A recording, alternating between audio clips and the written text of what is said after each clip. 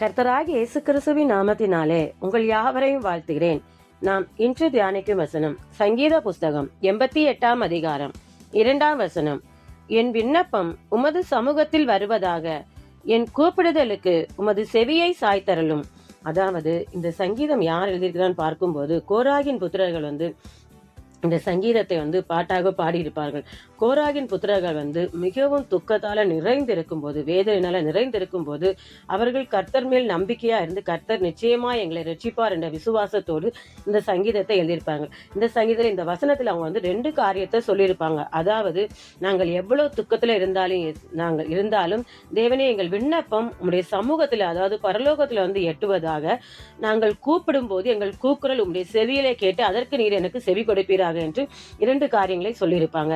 இன்று கர்த்தருடைய பிள்ளைகளாகிய நாமும் சரி, எத்தனை பாடுகள், துக்கங்கள், எத்தனை வேதனைகள், எவ்வளவு துக்கம் நிறைந்தவர்களா இருந்தாலும் நம்ம ஒரு கடுகளகு விசுவாசத்தை ஆண்டவர் பெருசா சொல்லியிருக்கிறார். கர்த்தராகிய இயேசு கிறிஸ்து அந்த கடுகளகு விசுவாசம் கர்த்தர் மேல் வைத்து அவர் மேல் நம்பிக்கையா இருந்து நம்முடைய விண்ணப்பம் பரலோகத்துல எட்டுவது, அதாவது பரலோகத்துக்கு செல்லும்படியாய் நாம் அதற்கு இருக்க தடைகளை நீக்கி போட்டு நீங்கள் விண்ணப்பம் பரலோகத்துல சேரும்படியாகவும், என் கூப்பிடுதல், அதாவது நம்ம ரொம்ப அங்கலாய்த்து இருக்கும் போது எவ்வளவு பாரமா கர்த்தரை நோக்கி கூப்பிடுவோமோ அந்த கூப்பிடுதல் தேவனுடைய அவருடைய செவியிலே எட்டி அந்த செவி அது நிமித்தம் அவர் நமக்கு ஒரு பதிலை கொடுப்பார் என்ற நம்பிக்கையோடு நிச்சயத்தோடு நாம கூப்பிடும் போது நிச்சயமாய் கர்த்தர் நம்மை எல்லா தூக்கத்திலிருந்தும், எல்லா வேதனைகளிலும், எல்லா தீங்கிலும் நம்மை ரட்சிப்பார், நம்மை பாதுகாப்பார்.